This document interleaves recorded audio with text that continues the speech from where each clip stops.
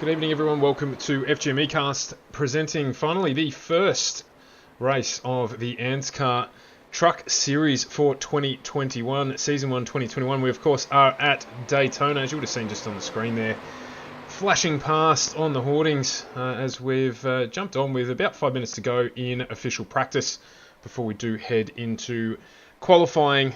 5-minute session there, a closed session, I believe, 5 minutes as normal, and then we will head into our 80-lap feature race for this evening. It is a big field tonight as well, so there's going to be plenty of action coming your way on FGM Ecast, and I am joined by Edward Foster, a man who needs no introduction whatsoever as far as the ANZCAR family is concerned. He is the godfather of ANZCAR, and fortunately tonight joining us on the commentary. Welcome, Ed. Oh, thanks very much. A godfather of ANZCAR. I might actually use that next time I need to make somebody an offer they can't refuse. Absolutely, put a horse's head in someone's bed. Yeah, something like that. But yeah, it's really good. It's been a very, not a long off season, but certainly a much anticipated beginning to this particular season. And really good to see such a large field out there. And there were several drivers that couldn't get in the server either, so just because it filled up so fast. And it's been a little bit of a cork in the bottle, just releasing with all the hype that's been building up around ANZCAR for the last few weeks, really, leading up to the speed weeks. And yeah, it's been reflected in the number of guys that come out tonight. I must admit, I've very much enjoyed the rundown of the teams entering in the main series, the truck series, the main Abruzzi Cup series that runs on a Wednesday night. Thursday night, and seeing all the new liveries and all the new drivers and team changes and things like that, because of course we only broadcast a couple of the races last year at the end for the trucks, before getting on board full time this year. So it's good to get an introduction to the bigger part of ANZCAR and see how this all fits together. So with the trucks, how do they fit into the overall ANZCAR picture? Well, of course, at the very top of the tree, you've got the ANZCAR Cup, which runs all year long and mimics the real-life ANZCAR Cup, or NASCAR Cup Series, I should say. And this is the next tier down. We don't run the Xfinity cars at the moment, so the trucks is the next series down. This series is something that's open to everybody. So if you're in ANZCAR, you can come in and race this. And obviously very, very popular. You get a mix of absolute rookies coming in there, and you've got the guys up the front who are quite often established Cup regulars and Cup winners, who come in and have a bit of fun driving around in the trucks as well. So it's a bit of an all-comers race, this one, kind of halfway down the ANZCAR ladder, if you like, with the ARCA series being the feeder series, I suppose, into this one. So, it probably explains why we've got such a big field tonight, actually. Yeah, absolutely. Sounds like there's plenty of opportunity for people to come in and have a run. And are these much different to the main game? I'm not too familiar with the trucks as opposed to the main cars. Yeah, look, they certainly are. I guess the way that they differ really depends by track, because the Cup cars run different aero and different engine packages and so on, depending on what type of track that you're actually running at, whereas the trucks run very similar stuff just about everywhere you go. They do run a restrictor at this particular track just to keep the speeds under control. They're generally a little bit more forgiving to handle. They're a little bit more understeery than a Cup car is most of the time. And they're very popular because they are quite user friendly. So, like all good things in life, easy to learn, hard to master. Yeah, absolutely. So I was just having a look throughout the field, and I just noticed this man on the list here, Chris Purnell, jumping into one of the utes. We've actually got his old livery up there from a couple of days ago. We'll get that fixed up, but actually showing him from his Endurance Series days, so we'll get that changed over before next time around. But he's running tonight, is he? Yeah, he's out there running tonight. He's been running sort of mid-pack at the moment, but the lap times don't tell the full story, because generally speaking, your speed is very much controlled by the cars that you're running around and how big the pack that you're running in actually is. The draft here is absolutely everything. Yep. So I wouldn't read too much into the lap times. We'll get a bit better idea once we get to the end of qualifying, how everyone's sort of stacking up. But it's one of these types of tracks that everyone likes because anybody can win. You know, this is really a very open race. Any driver that you see there on the grid right now can win this race, just because of the way that the draft works out and the way that the race sort of plays out, and the moves you make that may turn out to be an inspired move or may turn out to be absolutely disastrous through no fault of your own. So it's definitely going to be an open contest tonight, I think. Yeah, which is obviously what we want to see, and we were treated to some very, very close racing in the last couple of races last season. So I think I mentioned at that point in time, it's the first of the oval track truck series that we've broadcast, and it was great to watch in those first couple of rounds. So I'm looking forward to how in control or out of control a grid of 50 cars is going to be on Daytona. Yeah, we've only got 35 cars out there tonight, which is the capacity for the real life truck 35. Series, 35. So they'll be out there together, and we're going to have a mix. You know, it's going to be, of course, this is the time of year when so many new people join up to leagues and decide that they want to devote some time to ANZCAR, which is fantastic. But the other thing that it does is that people are learning sort of out there in plain sight as well. So you've got a mix of guys who are very, very, very competent out there, just to say the least. And you've got other guys there who may potentially be brand new. So, and unfortunately, the way that the calendar works out is that Daytona is the first place they go. So they're almost facing that really, their sternest test first up. So it can be a bit hit and miss. There can be a little bit of carnage.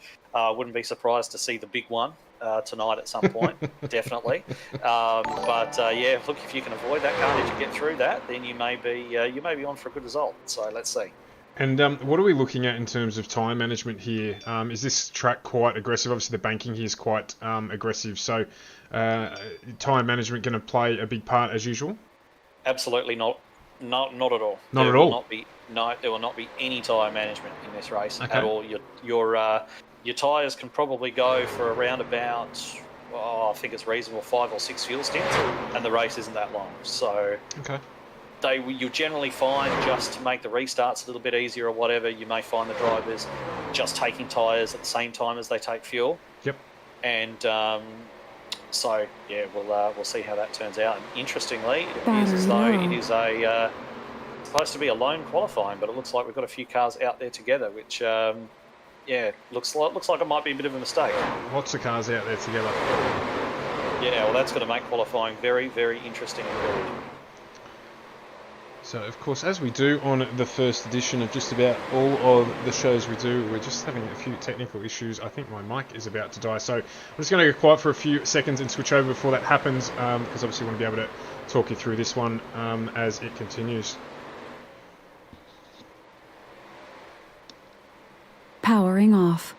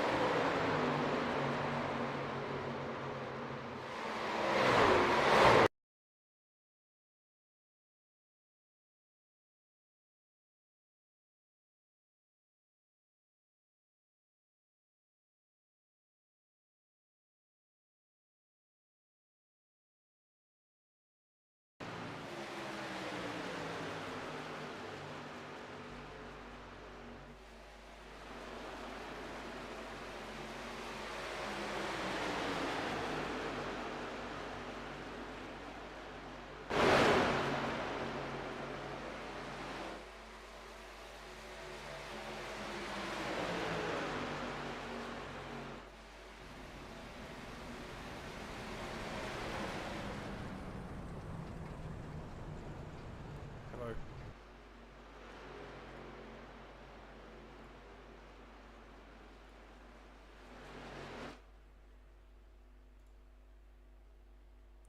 Hello.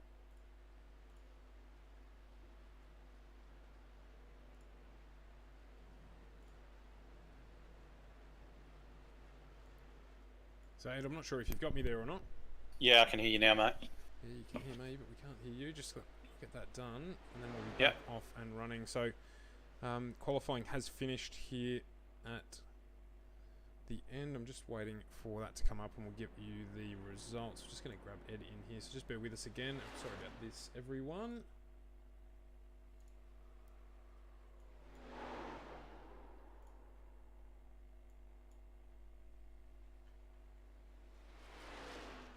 What about now, Ed? Are you there?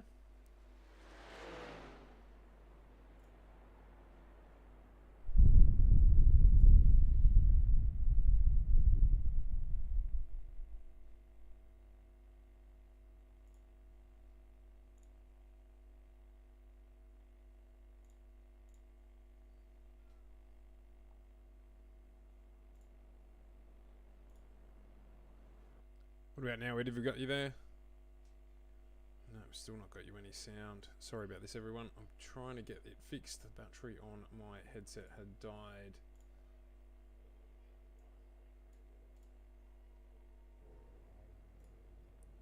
What about now? Can you got me? We've got you, finally. Sorry about that. Fantastic. What a drama, Little as usual. start of season teething issues. That's it.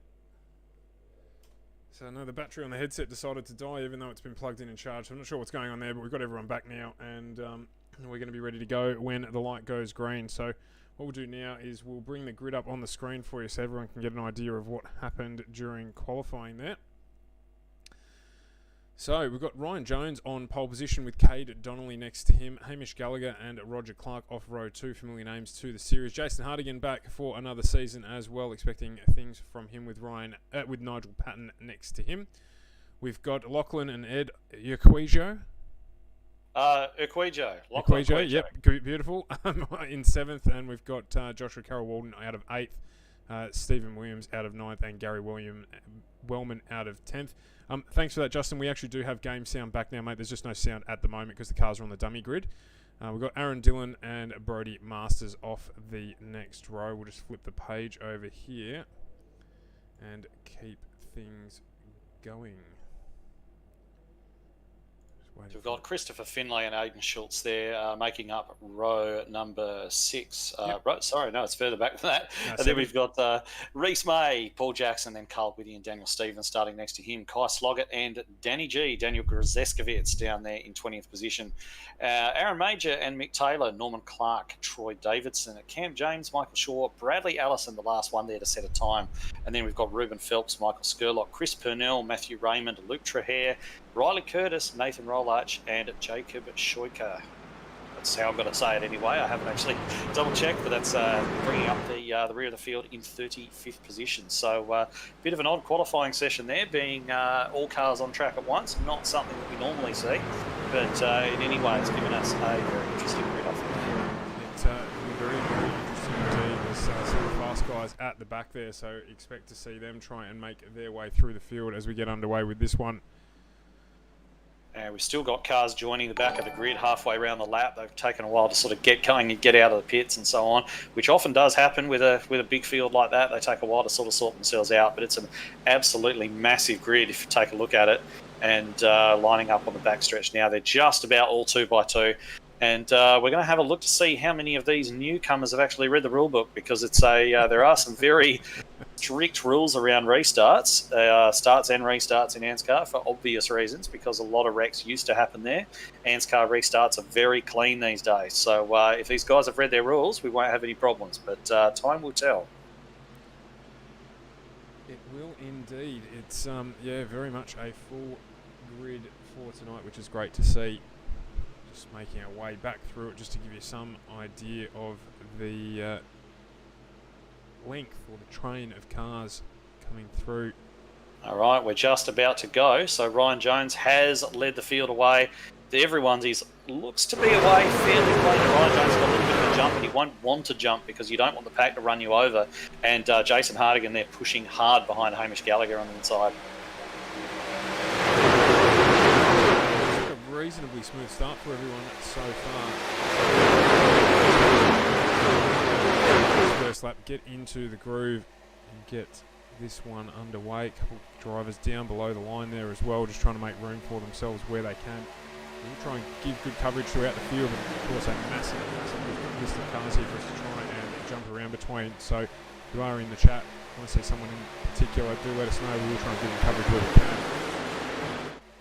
It is Ryan Jones still in the lead at the moment. He's going to bring us round through the first lap in the big Toyota Tundra. Yeah, we've got a few cars sort of pushing each other, which is a great way to get an extra little burst of speed, but it will overheat the engine eventually of the car in front, so you have to be careful when and how often you do. You've got to use that manoeuvre strategically, and of course there are only, not every driver's got the skill level yet to actually do that safely. So we see Hardigan get, I'm not sure what happened there, but he slipped right out of the draft and is dropping to the rear of the field. Roll down and see who's where. We'll try and skip that back to this mid-pack that's sort of formed. The group that's dropped off just off the front of the leaders. hard for us to get a good picture of everyone. They were actually on the back of the lead pack. Let's jump back to Jason Hardigan. Yeah, it could have been that he actually made a mistake and sort of slid out a little bit, or it could have just been the fact that there was a couple of the guys he was up there running with, maybe a couple of guys looked a bit unsteady, so he thought, we'll forget this, I'm going to drop to the back and stay out of trouble. He's been around long enough now that he knows what he's about, so I'd be surprised if it was a mistake unless he got a bit of a weird push from someone. There's a few little bits of shuffling going on at the front of the pack.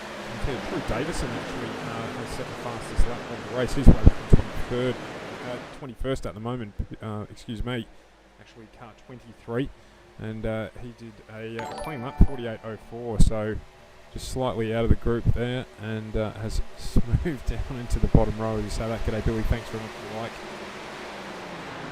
Yeah, so that's really sort of, I guess, the fastest lap here, fairly immaterial as far as an indicator of the driver's outright pace.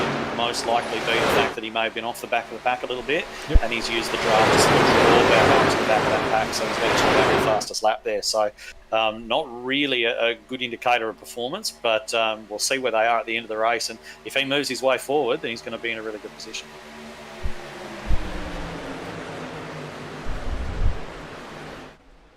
Still running 2x2 there at the front, and one of the temptations that the drivers often has is if the car in front starts to get a little bit wayward, it's very, very difficult at the speeds they're going to hold perfect lines all the time. And you can see the cars sort of moving around, some guys doing it not intentionally, but other guys are actually moving out of the draft to cool their engines a little bit. But the temptation is, if you're sort of third or fourth in line and the car in front of you starts moving up and down the track, is to try and stick in the draft and try and follow. And that's actually the worst thing to do, because that fog filters even further down the line, with the little bits of delayed reaction time with each individual driver reacting to everybody else. It almost exacerbates the effect at the back of the line, and you really don't want that. So by the time you actually get a little bit further back, people are driving up and down like it's a slalom course. So if you're in a situation like this and you're about 4 or 5 cars back or whatever, if the car in front of you is moving around, you've got to resist that temptation and just hold your line rock steady.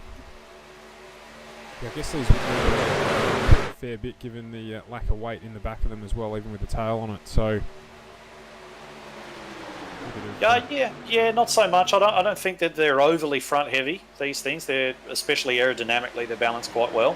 They spend a lot of time in the wind tunnel with these things, but yeah, certainly I'd imagine that it's got a lot more forward weight bias than say a Cup car would. So yeah, certainly can get light in the back end, although probably not as light as you'd think.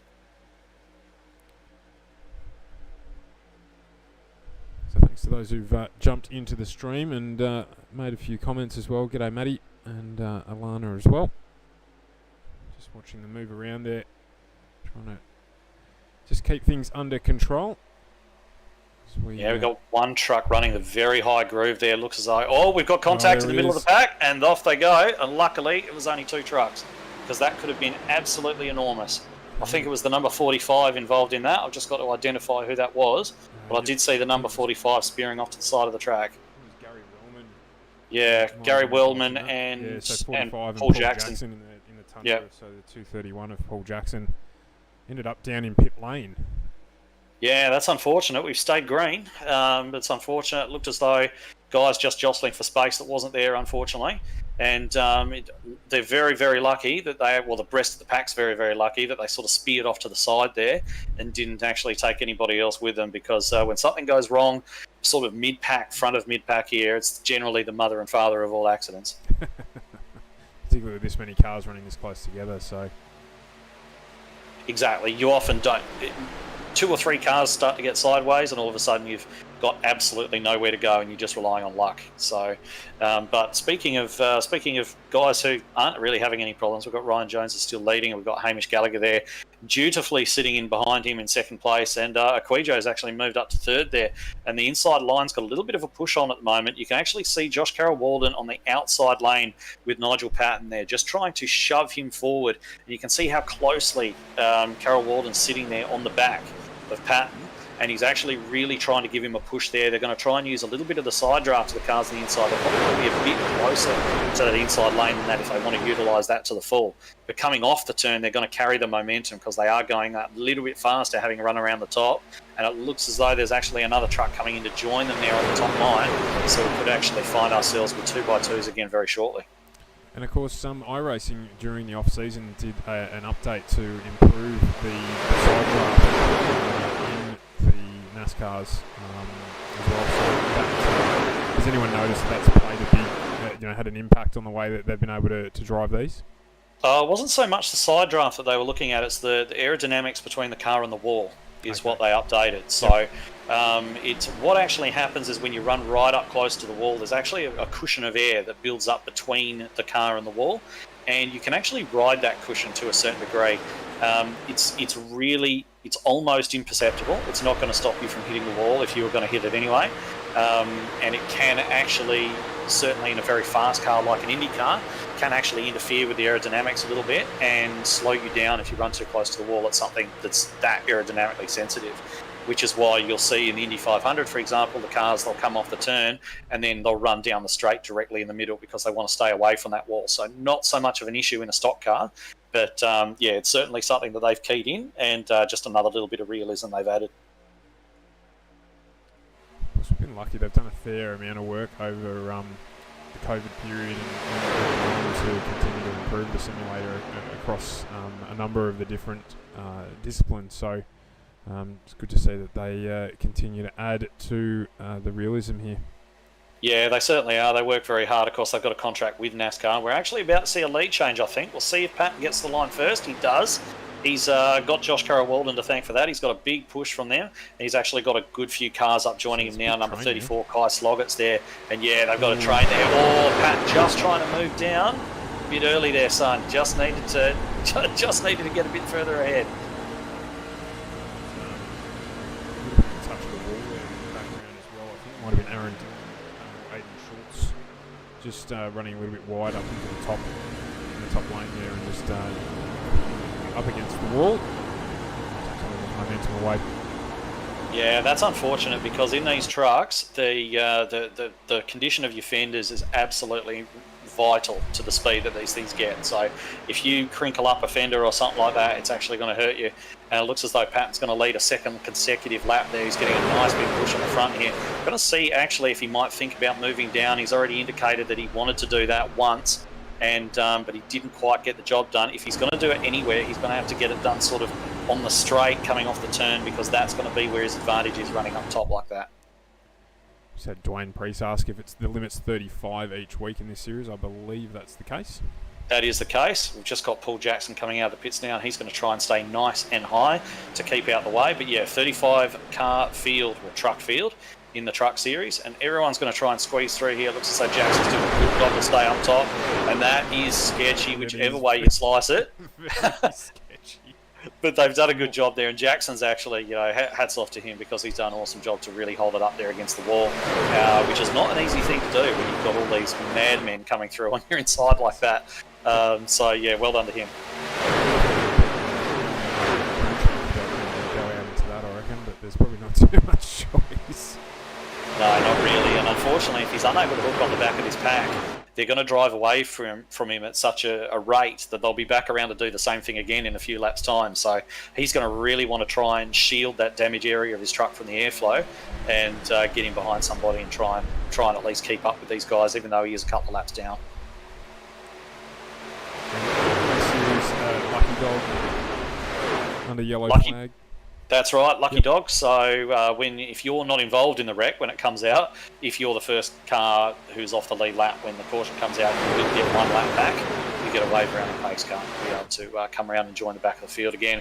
And we also have green-white checkers. We've got a green-white checker in this as well. So if the caution comes out near the end of the race, and the race would, under normal circumstances, finish under yellow, they add a little bit of extra overtime, a couple of laps, so we can actually get a nice finish as well. So a couple of interesting little rules that they run in stock car racing in the States, and ANZCAR try to mimic that as close as possible. So 15, just coming up to on the 15th lap. Where are you wanting to be positioned? Are you happy just to be sat in the middle of this pack here, just towing the line effectively, or are you wanting to be trying to, move up from maybe 2 or 3 cars deep in the field, as we just see a change there as well? Yeah, I think Ryan Jones there has actually seen the outside lane coming and actually tried to put a block on, and that has not worked at all, because that's just lost in the position. I was about to say where I would want to be at this stage is exactly where Ryan Jones was, which was leading that bottom line. He's led the entire race so far. He's got no one in front of him. If a wreck happens, it's going to happen behind you. But it really does depend on your circumstance as well. Like, any of these drivers in that lead pack at the moment are going to be fairly satisfied with where they're sat. But certainly being on point up the front is certainly where I'd prefer to be at this stage. And so we've ended up basically 3 wide, so end up with a third lane just popping up in the middle there for a little while until things sort themselves out. But it looks like they've just managed to shuffle their way back that high line. So yeah, they've done a good job there. I mean, Ryan Jones, he kind of got out. I think he tried to block that high line as he comes back down in front of Hamish Gallagher now. He tried to block the high line and it didn't work, and he sort of got swamped. But luckily, he got some help in the middle and he was able to push his way back through. And those guys who were sort of on the outside of him, if you look where Pat is now and Josh Carroll-Walden, they've sort of fallen back behind those guys that they were just in front of. 34 there, Kai Sloggett. You've got Reece May in there as well, and Aaron Major up there leading that outside line now. Just on board with Reece May, you were talking about conditions of fenders, and just in that move where he got stuck in that sort of artificial middle lane, it has given him a little bit of damage there on that left-hand front fender. So earlier about the hope that the fenders stay nice and clean. Yeah, exactly right. And you can see that perhaps he's not sticking as close to the back of the car in front as he might otherwise do. And that could be just because he's a little bit gun-shy now after that near accident. Or it could also be the fact that he hasn't actually got the pace in that truck anymore to close up on the back of that front 3 there in line. So one of the two. But either way, you can tell that the outside line isn't really... It's coming back a little bit now, but they were really disorganised there for a while. The gaps between them were a bit too big, and the bottom line was sort of stretching out. But now that they're sort of, if they get themselves organised, you can see a bit of a gap forming there in front of Aquajo and behind him as well. That it's actually, you'll see that the closer and more organised these lanes are, the faster each lane will run. Yep. And certainly over about 4 or 5 cars in a lane, you don't get any extra speed advantage. It's about as fast as you're going to go, but it really does depend on how well those cars are running. And at the moment, you can see a few gaps there in between the drivers, a bit bigger than we probably want, and it's actually slowing both lanes down at this point. So with that Major had there, that there's sort of a couple of tenths between him and the car behind him. That will enable them to go quicker as a trio. No, it'll actually slow them down. It'll slow them down. Okay. Yeah, it will slow them down. So you can see that top groove there. The 3 trucks in front have sort of broken away with the 555 there at the back of that trio, and that's actually going to slow them down unless they get themselves organised. And now you can see you've got 5 trucks joining in there. It's a little bit nicer looking, and they're going to start to pull up again. But you're not going to... Once they start to get gaps between them, or if there's somebody who's not holding alignment really well and consistently braking that toe, it will slow down that lane. So leading those lines, you're very much at the mercy of what the guys behind you are doing and how well they're driving. Very, very educational having you on the stream as always, Ed. There's lots for me to take in there about this. We've had Steve Hoppett jump in and just remark that he's glad to hear you back on the airwaves. So thanks for jumping in, Steve. Well, if I could hold a candle to Steve Hoppett on the airwaves, I'd be very, very, very happy man indeed. He was a much-loved commentator for ANZCAR for quite a long period of time, and he's also run his own radio show and all sorts of stuff. And he's a very entertaining bloke, very, very good on the mic. And, well, if I'm getting compliments from Steve Hoppett, I'm a very happy man. Well, he did call him dulcet tone. We'll take it as a compliment. Okay. Yeah, that sounds like Steve. So, how you going, Steve? Good to have you with us.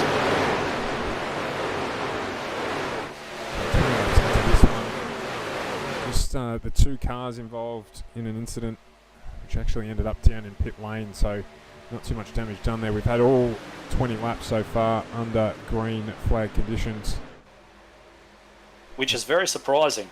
Very surprising. I expected there to be more carnage than this. We've only had that one little incident.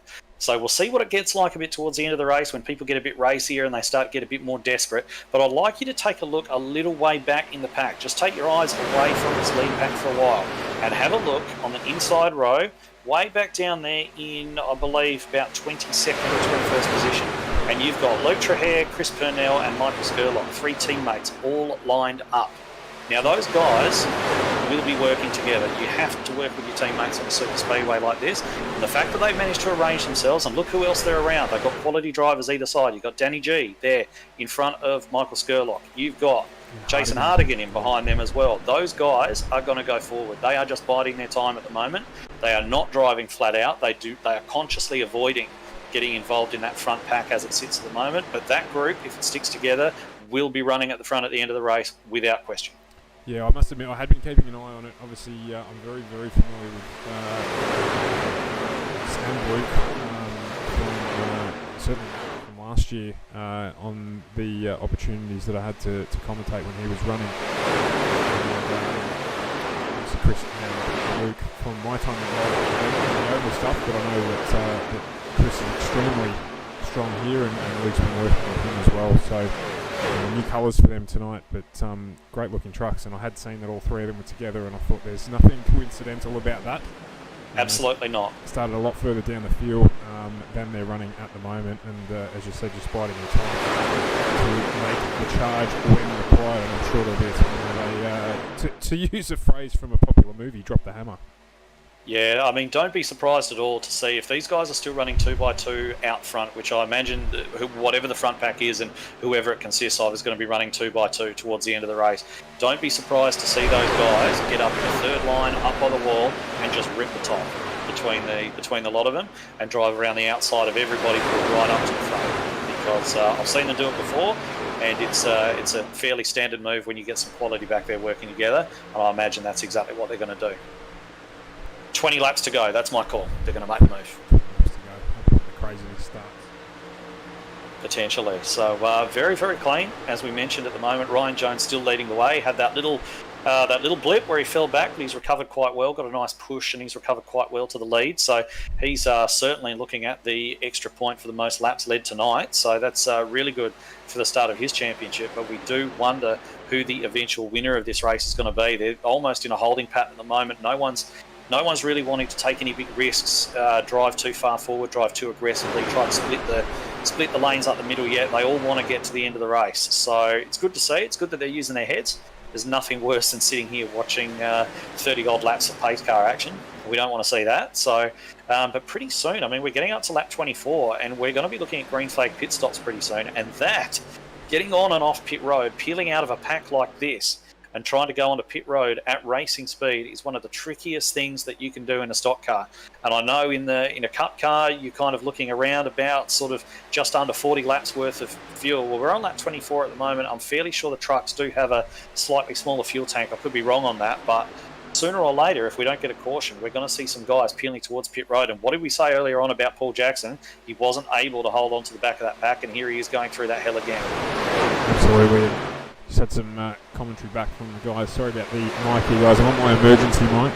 The headset gave up just as we were getting into qualifying, so if I'm a little bit quiet, it's not deliberate. I'll try and just play around with it to get it up and running. But to be honest, you really need to hear Ed anyway. He's the man with the knowledge. I'm just here to flick some switches and play with the appropriate knobs on the commentary stream. So.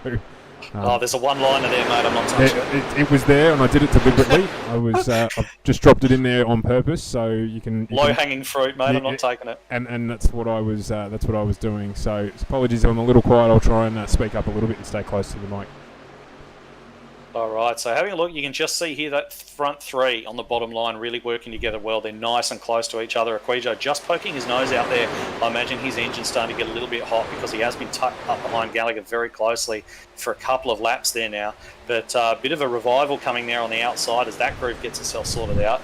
And we've got Kai Sloggett, who's actually had some really good form in the past on super speedways and the faster tracks. He had a really, really good run at Michigan in the Cup Series last year, where he came within, I think, about half a lap of getting second place. So on the faster tracks, he is a force, and not too surprised to see him up the front. He just needs a nice, good push, and we might see him leading some laps as well.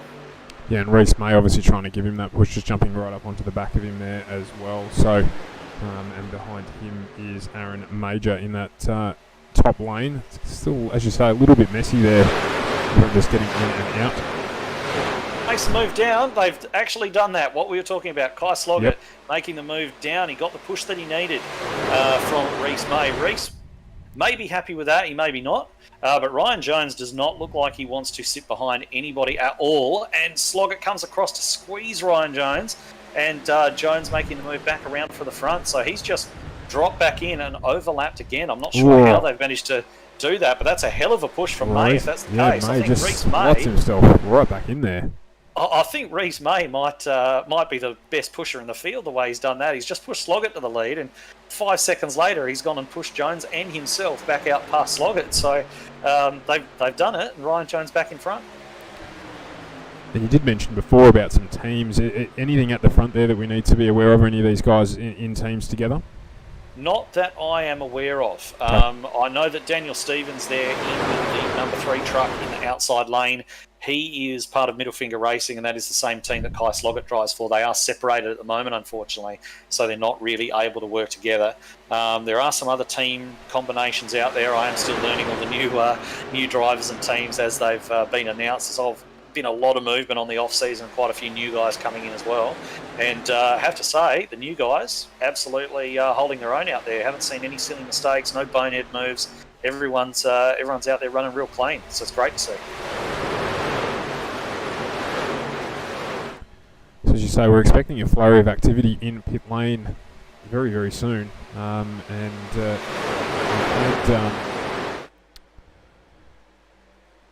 going to say it's probably Kai Sloggett's probably going to be desperate, having run up the front for most of the time. So we'll try on him to see if he's going to jump in first. Well, Kai Sloggett wasn't at the front for long. Ryan Jones. Ryan Jones, my apologies. Yeah, he will. He'll be getting the worst fuel economy of the lot, so he'll have to dive down. Hopefully, he's got a friend there that's going to go with him. Hopefully, somebody else is sort of in the same boat. Because the last thing you want to do is pit under green by yourself. Because when you come back out, we're going 3 wide here at the front. Oh no, it's just Sloggett having a look through the middle. They've sorted themselves out again. It looked like he may have had a run there and be making a look at the lead of the race potentially, but. Yeah, we're going to see pit stops inside the next 10 laps. Absolutely, I imagine. I'm not 100% sure on the fuel range of these trucks, but it shouldn't be. Just watching Nigel Patton kind of get down, trying to have a look between as well. It's starting to ramp up. There's probably guys who are looking at the fuel right now and they want to get in that bottom lane because they can't pit from the top. You can't drive through the truck that's down there on your inside. So they're going to have to figure out a way to get down, and we must be getting close to pit stops now because look at the pack. Look at how so many cars have dropped down into that bottom lane. So we must be getting close to pit stops. The trucks are getting themselves in position to be able to peel off into that pit road. It just gets a little bit messy there. And have we got a taker already? Gallagher's gone already? Yeah, he's jumped in. He is in pit lane. So Hamish Gallagher first to jump into pit lane here this evening. Yeah, Danny G's gone with him. Those two are teammates as well. I didn't mention it because they were too far apart to really be working together. And I'm a little bit concerned about them being this far apart coming into pit road as well. I'm not sure if they're going to be able to hook up on the exit. So maybe keep an eye on that. But we can see all of these trucks, everyone's trying to make their way down towards the bottom row now. You're going to see the guys on the outside really desperately trying to force themselves a hole to get into that bottom lane. Because if you get caught out there and you run out of fuel, or everybody pits without you and you're forced to pit alone, you're done. So long as it stays green. So there is a reasonable gap between the two of them still on the exit of pit lane. So we'll see how that works there. I did just happen upon as well. We've got another pack just diving for the pit road now as well. We've got another big pack. So we've got Jones, we've got Sloggett. Fair few of them jumping into pit lane at the same time out of that lead pack. Yeah, it's a lot. We've got about 10 trucks come down there all together. So they're going to want to try and got a bit of a lock up there from Sloggett. Does he miss his pit box? No. He has to reverse. That's going to cost him. He has to reverse a long way, Sloggett. He's still reversing. So he's going to pop out behind a lot of guys. I'm not sure if he's going to be able to pick up the pack or if they're all going to take off without him. But that's not what he wanted at all. As you say, just on 10 cars or so, 10 trucks jumping in. Yeah, roughly that. We'll probably see another. The rest of them are coming through turn 4 right now, so we may even see a lot of trucks coming in together again on this lap. And look who's ripping the top. Look out there, who's ripping the top. Yep. That's what I was just jumping on there. They used the toe very well there, and right at the top lane, managed to keep running and gain probably a fair few positions on the way through there as well. Yeah, that's right. They're going to have to come down the lane, though, like everybody else. So, yeah, we've got Skurlock in front at the minute. We've got a few cars sort of a lap down, a few guys sort of coming out of the pits. Once this sorts itself out, I mean, they're going to be pushing as hard as they can to try and get a really good in-lap as much as they can. Look at the way Purnell's pushing Skurlock there. He is right on his bumper, actually physically pushing him down the track. And the reason they're doing that is exactly the same way as when you're doing an in-lap or something in road racing. You want to be able to come out ahead of your competition. They're trying to gain positions right now doing that. And you see the gap that they've made over the trucks behind. Here they come, down the pits together. Oh. Just about everybody follows their lead. They would have been communicating, what side do you want? I'm going to go far left. I'm going to go far right. You don't want to crash into your teammates on the entrance to pit lane. And it is really, really easy to do. As the 43 just comes across the front there of Aquijo, I don't think it was contact, but it was mighty close. And Skurlock's overshot his pit bay as well. Pit bay, Yeah, which is not going to help him. So we'll see where these guys come out. And Stephen Williams, he's out there on the track on his own. He's gone further than everybody else. And this is not going to be good for him because right now he's not in a pack. He is lapping slower than everyone. So that is a problem for Stephen Williams. I expect to see him drop into pit lane this time around. Okay, so the crank car's coming out together. It looks as though Josh Carroll-Walden slotted in there together. So these guys are coming out in a nice pack. So they will have... That's worked out for them. It hasn't hurt Skurlock too much. So that's worked out well. Stephen Williams I'm a bit worried about though because this lap on his own, that lap on his own is going to hurt him.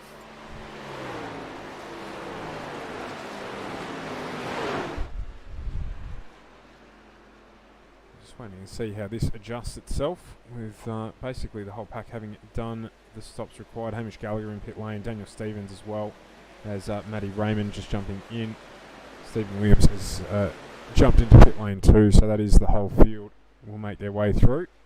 Yeah, Danny G leading that line now as well. He's leading a line. He's got Ryan Jones, the former leader, in behind him. Aaron Dillon in there behind him as well. He's got the momentum and he's pulled right up onto the back of the crank cars. It looks as though he's looking at forming a second lane there on the outside. And, well, experience shows, doesn't it? Because look who's come to the front. Let's watch the times reset as they come across the line. But everybody that you're seeing up there, bar one or two exceptions, that is all experience. Absolutely. I was just going to say the Crank Esports guys have managed to go from mid-pack 20s at the start of the pit lane cycle, and they're now right up the front. So this is where it's going to be on. We obviously expect to see one more stop if it's all green flag running before the end of this one. Yeah, we certainly will. And Danny G's actually taken over the lead of this race. Now, remember, when he came down with Hamish Gallagher, he was miles behind Gallagher. We didn't think he was going to be able to get out with anybody. Well, he has. He's managed to hook up with Jones and Aaron Dillon, and that's propelled him straight to the front. So Danny G now leading the laps. And looks as though Ryan Jones, we mentioned before, he hates being behind people, does not like it at all by the looks of it. He's pulled out again to try and lead that outside lane. And look who he's got behind him, the master pusher himself there in the number 67, Reece May. Gave him a great push to the front before. We're going to see it similar again. And it's actually a good point just been picked up by David Douglas. The reason Hamish Gallagher's not there is he's actually got a drive-through penalty, so he's now round at the back of the field. Right, okay, so that must have been from pit lane speed or something like that, because I certainly couldn't see anything else wrong, so he may have just come in a little bit hot on his way into the lane, and that actually is Gallagher is about to get gobbled up by this pack. So it certainly has shaken things up. And here's Ryan Jones getting pushed to the front again by Reece May. I tell you what. Oh no, big here we wreck, go. Big wreck, the 555 around. I think that no, and there's a few Purnell may have been involved in that as well. Big wreck. I'm not sure if you're able to get a replay on that, but it looks as though Aaron Major, it started somewhere around him. It looks as though Purnell may just have touched him. actually moved up.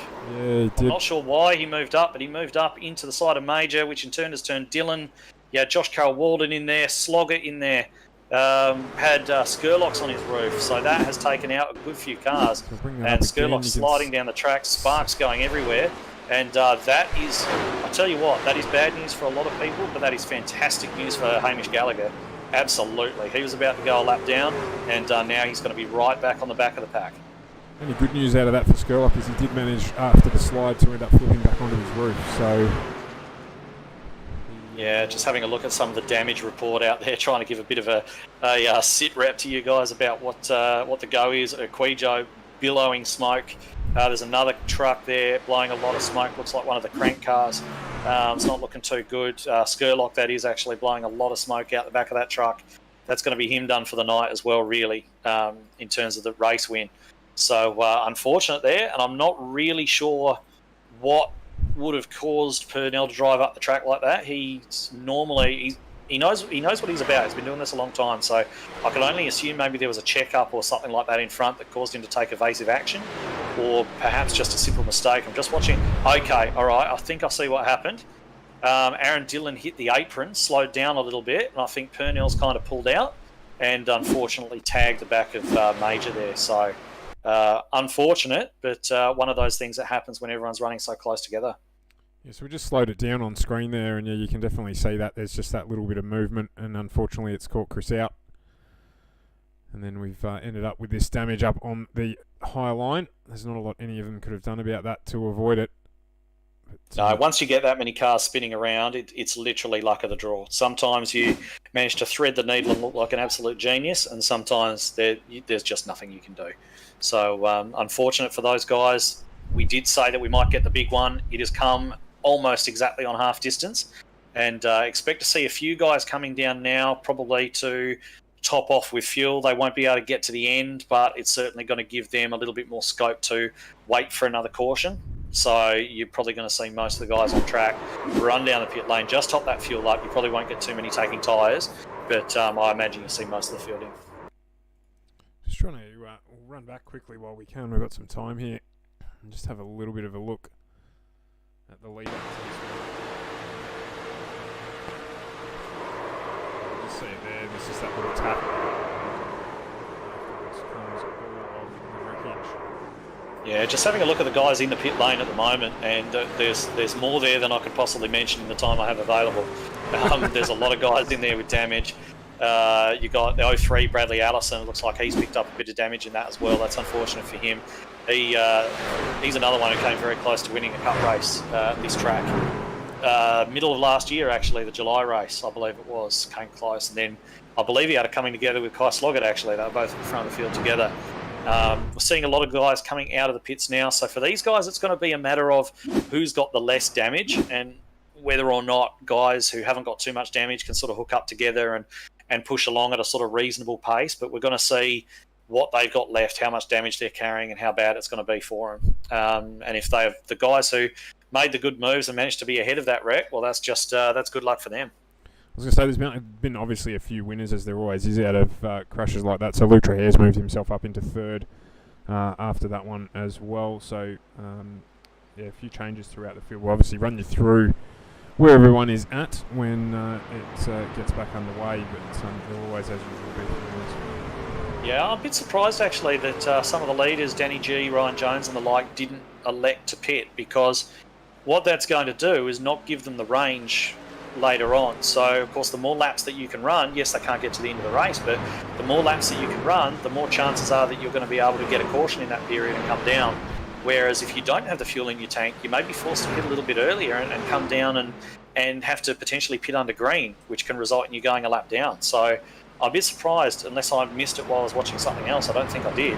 No, you didn't. They've only been through the lane once. So anyone from first with Daniel all the way down to Daniel Stevens in ninth have only done one. So Cam James in 10th, the first car to have done 2 stops. Okay, well, that's very good for Cam James. If things play out in his favour, he may find himself in the box seat later on. But we've got a few new faces up there, which is good to see as well. We've got Trahere there. Cade Donnelly's up there. He did run a bit last year. Brodie Masters, Cam James, as we mentioned. So a few of the newer faces. They're not all total rookies, but a few of the newer faces there at the front. So it's good to see them getting a bit of a shot there.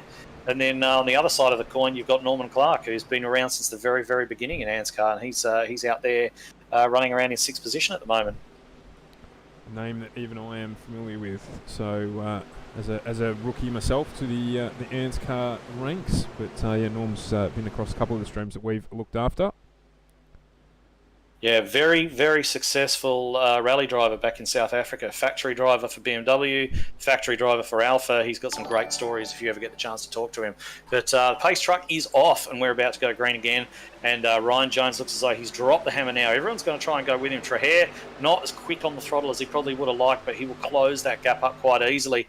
But what that's allowed them to do is it's allowed those front two to just pull away. Is Danny G going to try and slot down in front of Ryan Jones? He does not. The 22, Aiden Schultz, tries to have a little look there. Not much point in that. So they're going to settle themselves out. They're running 2x2 again. We're going to see a little bit of jostling back in the pack because there's going to be some guys there that have got more damage who are in front of guys who have got less damage. So they'll get themselves sorted out, and hopefully most of them will be able to stick on the back of this lead pack as Danny G makes a big chop down in front of Ryan Jones to lead this one. I was going to say, I'm actually looking at the back of Luke Traher's car there. He copped a little bit of damage out of that one. You can see the bobtail on the back of the truck there, not in all the best condition. So what sort of effect will that have on the way that car drives? Look, not too much, I shouldn't think, looking at that. It looks like there's a bit of a bend in the spoiler, so he might not have the rear grip that he had before. He might be cost a little bit of straight line speed. I don't think it's going to be too severe, though. It shouldn't affect him too much.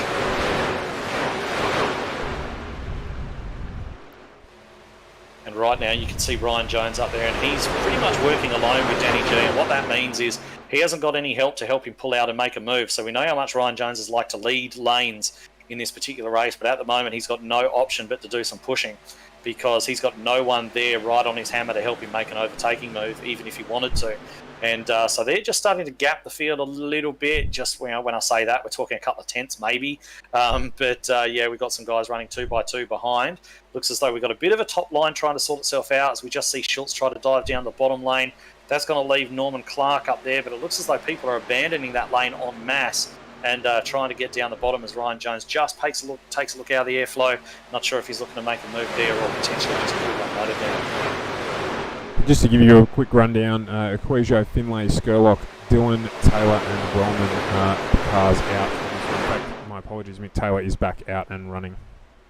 Okay, well, yeah, unfortunate for those guys, but yeah, the big one was going to happen. It looks as though Danny G just caught a bit of a crooked bump from Ryan Jones there, and it's just sent him across the track a little bit. He's recovered it though.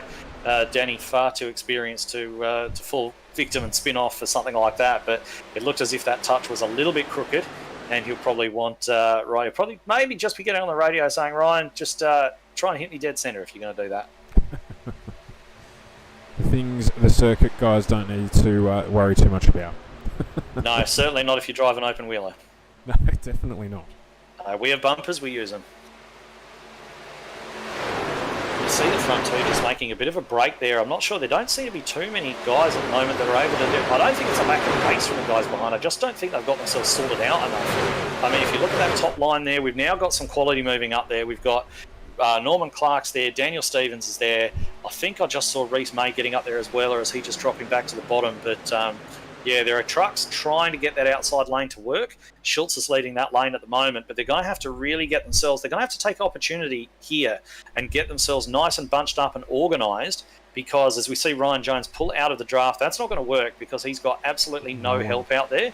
Although he has got a really nice run at the moment, he may actually lead that lap. Oh, no. Oh, we got a wreck. That's Schultz and whoever in the 17, Roger Clark. Yeah, so that's Roger Clark and Aiden Schultz there, and that's caused another big one. So it's all kicked off towards the end of this race.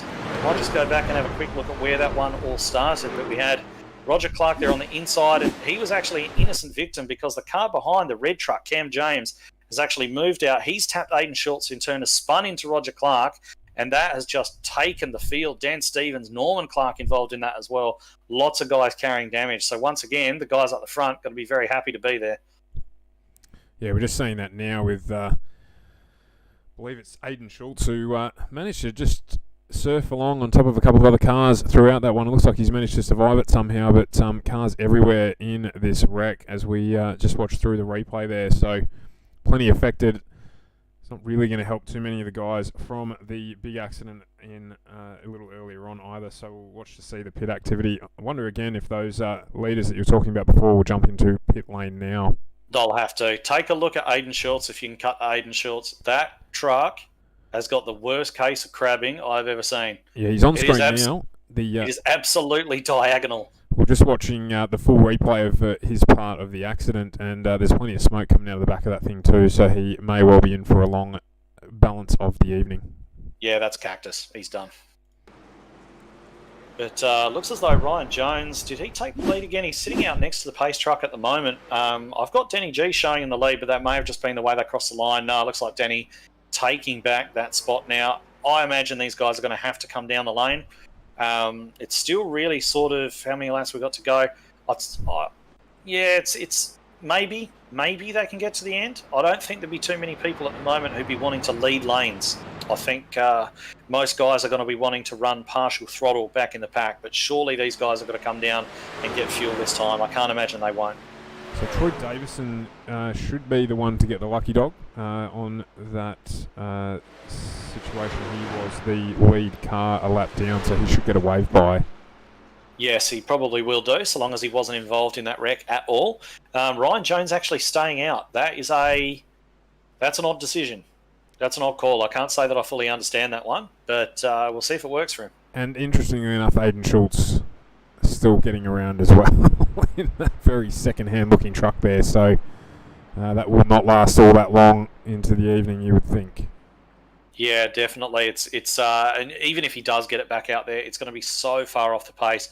And we had a look at Danny G there. He actually had to drive through the pit boxes of some other cars as he's coming out of the pit lane, and there are trucks, black truck there, I think it was Hardigan there, moving for his pit box, and Danny quite smartly just driving around and through and out, and lives on to fight another day. But we're going to have to just take a minute to take stock. I can tell you that Ryan Jones is going to be leading, provided he doesn't come to the lane next time around. That could be something he's doing, actually, pitting one lap later, because he knows fuel's going to be very, very marginal. So he may be playing a bit of a clever strategy here, allowing himself to drop to the back of the pack, pitting one lap later than everybody else, have one extra lap of fuel, or it's really half consumption running under pace car. So potentially half a lap of extra fuel, which could kind of make all the difference at the end. We'll see if he comes in or whether he doesn't. I'm going to be interested to see what he does.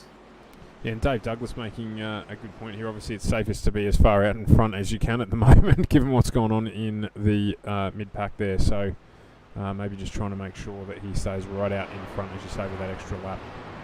Yeah, definitely. And when it comes to running these kind of tracks, Dave Douglas is a man I would listen to. I was a teammate of his a couple of years ago, and he knows how to work the draft and how to work the pack better than most that I've ever run with. So he's definitely worth listening to if you see his comments pop up.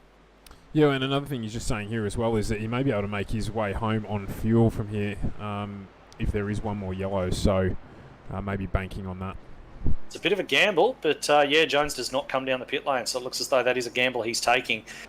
Certainly a big gamble just for the sake of leading a lane and going to be using that extra fuel and so on. So, yeah, I'm surprised, but let's see how it works. Let's see how it pays off.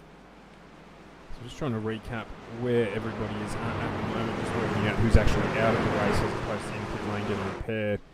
There are a few, of course, in pit lane: Aiden Schultz, Daniel Stevens, Nathan Rollick, Kai Sloggett, Aaron Major, and Patton. All the victims, I think, as a consequence of that last accident. So we will see whether or not they get back out after the caution period ends.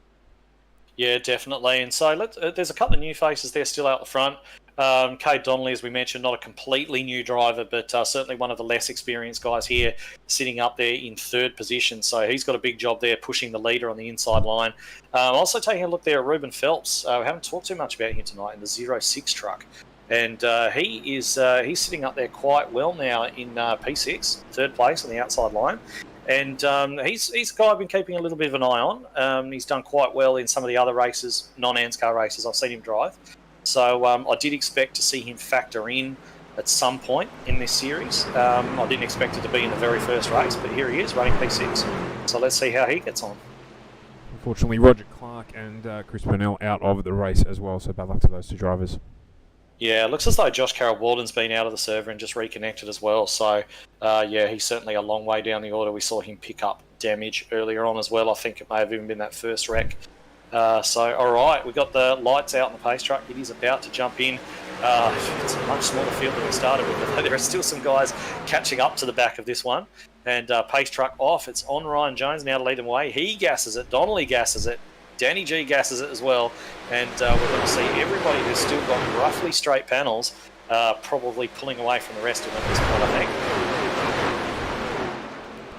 But let's keep in mind as well, Danny G has got his new teammate for this season, Hamish Gallagher, right up behind him. So now those two guys have managed to hook up together. They will not be leaving one another. They are going to work together from now as long as they possibly can. Must admit that Ruben Phelps' car, a pretty snazzy looking design there as well. So keep an eye out on that one, as you mentioned. There's people trying to form that second lane. We've... Not a great... Sorry, we've just actually seen the Mitch cars drop down there in front. So see the 24 there and the 13. Teammates, of course, they pushed each other. Gallagher gave Danny G a great big push. Remember, he was nearly a lap down after that penalty earlier on. Gave Danny G a big push, managed to clear Ryan Jones, who wasn't getting a lot of help there on the inside. And now Ryan pulling out, trying to make the outside lane work. No one wants to go with him. But we have Mitch Motorsports Trucks first and second. Troy Davison, the biggest benefactor of that incident. He's back on the lead lap, just trying to catch up to the field, of course. With the gap he's got, may be a victim to going another lap down, but we'll see what happens there. Yeah, it looks like we've got one there on the outside as well. Luckily for him, the pack's largely single file at the moment, so he's doing a good job there. Just needs to, all you need to do in that scenario is just look at those dotted lines there on the track, stay above that white line, and generally everybody will get around you. So provided they're only 2 wide, not 3 wide, which can be seen. It looks as though we've got Hardigan there on the outside trying to make something happen. Doesn't look like he's got too many takers wanting to go with him either. So he's probably going to have to pull back in at some stage. But at some point, if you want to win this race, if you want to move forward, if everyone's running that low line, you've got to be the one, pull out there, try and make something happen. And unfortunately, it didn't happen there for him. But at some point, and I imagine that when it happens, Ryan Jones is going to have something to do with it. Everyone's going to pull out and try and run past on the outside. As you've said, Ryan Jones not really wanting to sit in anyone else's draft for too long this evening, preferring to lead one of these 2 rows of cars or streams of cars. So he is just sitting there biding his time, but as you say, it won't be too long. He does need someone to go with him. Yeah, he does. And who's he got behind him at the moment? He's got Ruben Phelps, who he hasn't really worked with there. He's got Donnelly, who he hasn't really worked with yet. But look back behind, the 67 of May. Those two have worked together so far. So I imagine that if we see Ryan Jones pull out of the pack, I imagine if anybody goes with him, it'll be May that pulls out with him, and they're going to try and get a run to go on the outside. Michael Shaw moving up into 8th position as well. It's his highest running for this evening. Yeah, started a bit of a way back, but yeah, he's moved his way up. It's actually helped out a few of those guys who've done that. And we've actually got out there in P12, trying to make a move on the outside at the moment. Carl Whitty, he's still going. And if anybody said that name before, he's got Hardigan right up there behind him, actually. But he's our Cup Series commentator. He does a lot of commentary for ANZCAR, has done. And it looks as though we're now getting Jason Hardigan, Carl Whitty, and Norman Clark trying to run around the outside. So Carl, he's still got a clean truck out there, and he's been the bold man to try and make something happen on the outside. And yeah, well, look, this is where the outside line's coming from. Ryan Jones has pulled out, and he's got absolutely no help out there at all. He's going to be relying on the side draft to try and keep up until potentially somebody's able to get out there and help him. But look, there's a nice gap there at the bottom. Is he going to take the temptation, drop back in? Yes, he is. He doesn't want to fall any further back. That didn't work. Next time it might. Interesting that Phelps didn't go with him there. Cade Donnelly right up behind him. He would have made it for a good trio to try and get that move to work to all their benefit, but not to be. Yeah, what I've seen so far of those two, just as they've been racing, they seem a little bit cautious in terms of pushing people. Certainly, Donnelly wasn't very close up behind Jones on that restart, and it could just be that they want to be a bit careful and cautious and make sure they get to the end of the race and protect what's a very good position. So it could be that they just don't want to risk that, or it could be that they're biding their time until later on. Well, moving around there, just having another look, seeing whether or not it might be worth his while. Just pulling back in. He's trying to encourage guys to go with him. So when he's pulling out like that, he's trying to encourage. He's saying to the guys behind, "Come on, guys, come with me. Let's go. Let's get around these guys." And I wonder if he's aware that Reece May is actually back there a couple of cars back, because they've worked together before. And I think if he does pull out and actually make a real run at it, I reckon May will go with him. That's certainly. what I've been thinking and what I continue to think. 26 to go here. Of course, Trahare will be probably looking to get something done as well if he can, even with the damage on his car. As Jones does pull out again. So, and who's going? Looks like Donnelly's going to go. Is May going to go with him? Doesn't look like it at this stage. Looks like we've just got that 2-truck run there on the outside. 2 trucks versus 3 there. Oh, Donnelly abandons him, decides to pull out of it. So wasn't that keen only running 2 trucks out there, but May's got to pull out. Surely he's going to pull out and run with Jones there on the outside. They've been so successful with it earlier in the race. He's got to, surely he's got to. He's still sitting down in that lower lane. Look, it's very close there with Phelps. Phelps just drives him up the track. That could be a mistake, but it could just be a little bit of, you're a bit close here, son, just push off. So it could be a little bit of that too. Does of course get May a lot closer to him, so it may work out to pay itself back. Unfortunately, Trahare joins him. Trahare's joined up with Jones. Yeah, he's going to need more guys than that though. He's going to need more trucks with him on the outside to make that work. But sooner or later, these guys, if they've got any ideas that they're going to win this race, they can't be conservative. They can't be sitting back there just going, oh yeah, it'll open up, it'll all work out in the end. You've got to make something happen. Oval racing, just super speedway racing, is a bit like life. If you want something to happen, you have to go out there and make it happen. And just sitting there isn't going to get that done. So if those guys are happy with their high position, they just want to safely finish where they are, that's great strategy, that's fine, that's their decision. But if you want to win the race, you've got to be getting up there with those top 2. It is pushing with Trahare behind Jones. It's helping a lot. He's moved up into second now. So someone's surely got to jump out and join that now. Trahare pushing him along there. So they're working together nicely. Yeah, you've got Hamish Gallagher there as well. He is tucked right up behind his teammate, giving the best push he possibly can. He won't be able to keep doing that because when you do that, you get that close and the engine temps just rise and rise and rise and rise and rise. And eventually you have to pull out. We've got a car here that's going, he's just wisely got off the track there. He was way off the pace of the guys who were coming up behind him. So that's probably saved us an absolute disaster there. But as we've seen, those top 2 trucks have not got any friends up there. And no one's popping out to help them, so they're just going to. So that bottom line's just going to keep on going past them like a slow-moving train until somebody else gets up there and gives them a hand. I'm really surprised it hasn't been May. They were so successful before, and he's right there. And he's right there. So I'm not sure why he's not doing it, but maybe he's like, this is the best place for me at this point in time, and that's his decision. But if as successful as those boys were working together before, I'm surprised they're not giving it another crack. But Dave's just saying that he's pretty confident that because of how broken up the bottom is, that top two cars in the top lane might be able to do something. So yeah, look, it really depends. It really depends on the guys in 3rd and 4th there, as we mentioned before, who weren't getting overly close to the 2 in front.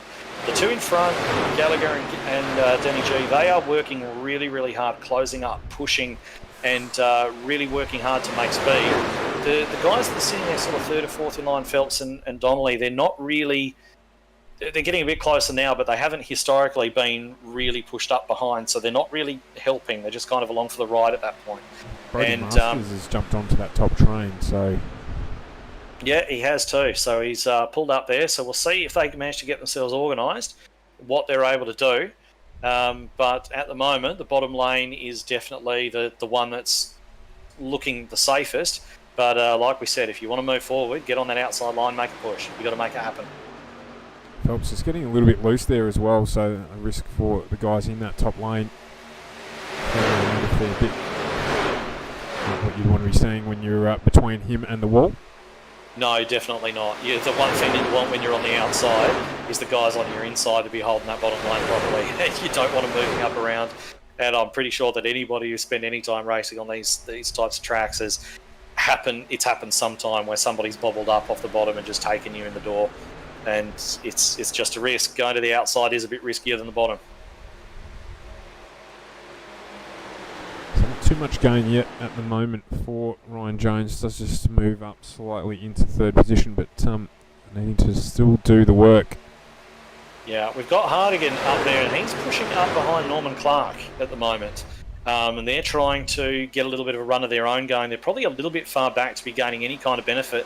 As we have a look now, that second line on the at the front, moving right up level almost with Danny G. but I'm not sure if that duo of Norman and Hardigan together are going to be able to make it happen or not. They're certainly trying, and they do appear to be moving forward a little bit, so they might be picking up some draft off the back of them, and we'll be able to draw up to them, perhaps. And Steve makes a good point as well in the chat, just saying that anyone really behind sort of 6th position or anyone from Donnelly back should be jumping into that top lane, try and make something happen. Just as we're talking about that, Hardigan is, they are catching. They are. So they are going to probably jump onto the back and make this a 5-car train in that top lane. Gap there's closed significantly over the last couple of laps, so that will certainly help as well. Yeah, it certainly will. But the main deciding factor about who's going to actually take the lead here comes down to the 2 trucks that are second in both of those lines. They're doing the pushing. You can't really do too much in the way of pushing when you're back further than that. You've really got to just stick in your line and stick nice and close, but you can't push. Whereas the guys who are second in line can do the pushing. And Ryan Jones, he's done it. He's dropped right down there. So he got a nice bump from Gallagher there. Not Gallagher, from Traher there on the outside. And he's abandoned his mate, but he's dropped back down into the lead of the race. As we got, that was close. Was it Masters in the 2 there, running right up to the wall? That would have given Norman and Jason a heart attack. But got a nice 5-car train at the top now. We've got Traher leading that line. We've got Masters there, who probably needs to close in a little bit on them. We've got Norman Clark, Hardigan, and I think I saw Carl Withy out there with them at some stage as well. So that could be a 5-car train. Yeah, just on the back of the... it's down, dropped down. Yeah, he's moved down again. Yeah. So Traher making push for the lead. He's really going to rely on Masters to give him a good shove here, the same way as he's just given to Ryan Jones. And meanwhile, the 2 Mitch Motorsports trucks there, second and third in that bottom lane, they're going to be sitting there sort of wondering what to do. There's not a lot you can do at this point. Does Danny G sort of pull out in front of Traher if he can and try and get that push? Does he want to leave his teammate? I don't think he does want to leave his teammate at this point in the race. Maybe a bit later on, but right now they're going to try and stick together. But it's going to be fascinating to see how this plays out. And I'm assuming when Brody Masters pulling out on the straight, it's just to get that little bit of extra cooling in before he jumps back in behind Traher. Well, if that's the case, he's been doing a lot of cooling. He hasn't been right up behind... he hasn't really been close enough behind Traher to build up any significant heat, I wouldn't think. He kind of gets close for a minute and then kind of pulls out. I think it could just be he's just having a bit of trouble sticking right in that draft. I'd be surprised if he needs that much cooling. Yep. And what it's actually done there is he's moved around a little bit, and that's allowed sort of Norman and Hardigan there and Withy, who's jumped back up, to get right on the back. But they need to be steady and they need to be in lockstep with each other, because if they're not steady, it's not going to happen. As we see another truck pull to the outside. Yeah. Who's that? That's Ruben Phelps pulling there to the outside to lead that top lane. Yeah.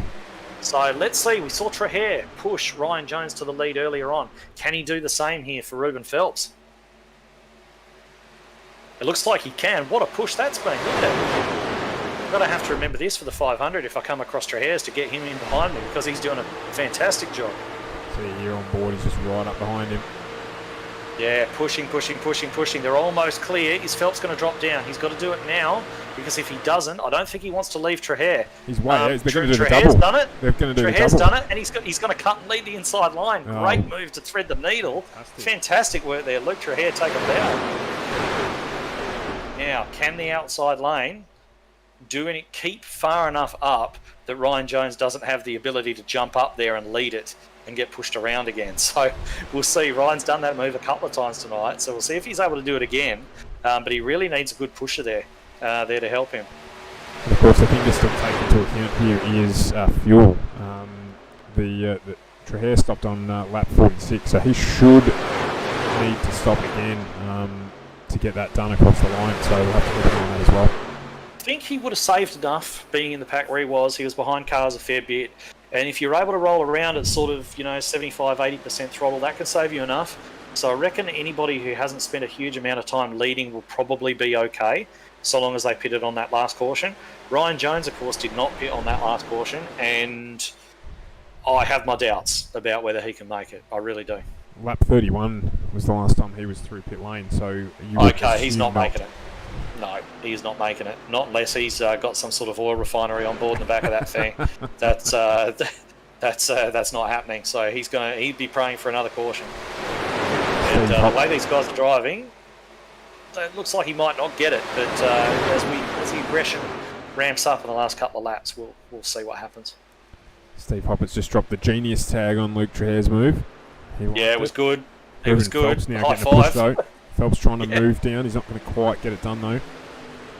Yeah, definitely. We see Trahair just moving up a little bit as well. Phelps trying to come down. They're getting very close. That's going to let Jones in if they're not careful.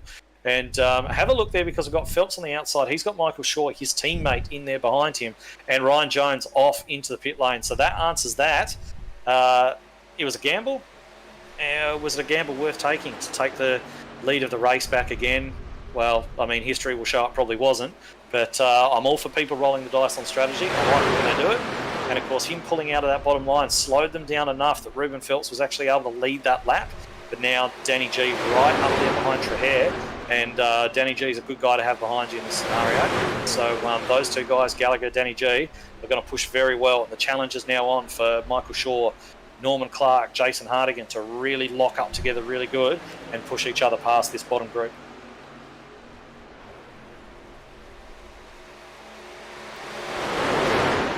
It's been a really, really good race. Obviously, those two events taking out a number of runners, but it's meant that we've had a big change up at the front here. Yeah, certainly have. And what we've actually got ahead of this pack that we've been watching dicing for the lead is I just saw just go out a shot. There's 2 or 3 trucks there. We've got Nathan Rolo there. We've got Brad Allison. We've got Paul Jackson there. And those guys are running a fair way off the pace. They're only running 51-second laps, running a lot of damage, and the lead pack is bearing down on them like an oil tanker on a rowboat. It's going to be, if these guys aren't aware, that is going to get real spicy real fast. So I've had a big call in the chat there. Dave Douglas has jumped on the Matty Raymond train for the win. So that will... not sure how. Well, where is Matty Raymond running at the moment? He's 14th. So he's on kind the of... lead lap. He's on the lead lap and he's on the back of that lead pack. So that's probably not a terrible idea, but what he's going to have to do is link up with his teammate there in the 87, Jacob, and get a bit of a push to the front. If they can run together, and of course they got Riley Curtis there in front as well, if those guys can make a bit of a push to the front together, maybe take Masters along with them, they might be able to do something. But from where they are, they really need to get on with it. As we see them making moves around the lap cars, Daniel Stevens staying well to the top. Most of the guys are actually doing a really good job staying up there, staying out the way. Dan Stevens going to try and get a bit of a pull from that pack. That's not going to work with that much damage, unfortunately. He's going to fall off the back of this train. Did I just see some sparks there? Did somebody get down too late? No, looks like everyone's okay. So Chris Burnell, team principal of Crank Esports, just jumping in the chat. Of course, he is well and truly pushing on the rear bumper of Luke Trahair, try and take the win for the team. Metaphorically speaking, of course, but it'd be something that there'd be quite something for that team to win on its ANZCAR debut. Be really good. So be good to see that happen. I managed to do the same last year in this very race for my new team, and if we get first time team winner again, then that'd be quite a coincidence as we get a third line forming up near the wall now. Norman Clark, Jason Hardigan, they have had enough of sitting in behind those Activity Hub Barley trucks. They're trying to get something going themselves. They've decided now 10 laps to go, 9 laps to go. It's go time though. Is that pulling up in front there? It looks as though Ruben Phelps trying to block them off. And that has not worked, unfortunately. That block that Phelps put on has killed all their momentum, and they're not going to get that working. 9 to go.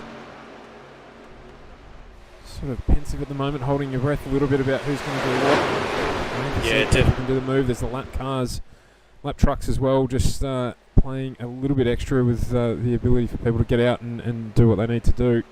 Just trying to see again that Hamish Gallagher, I think, is trying to get back out again. And sorry, that was Stephen Williams trying to get back out again and make his move. Not quite able to get there. Michael Shaw there, nearly running up into the wall.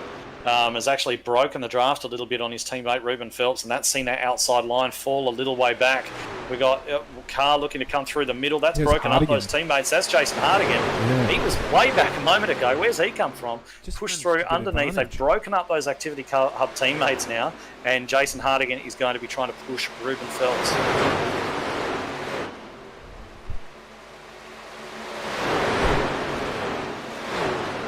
But Traher, all he's got to do right now is hold that bottom line, pray that no one gets in his way, and hope that Danny G and Gallagher stick with him.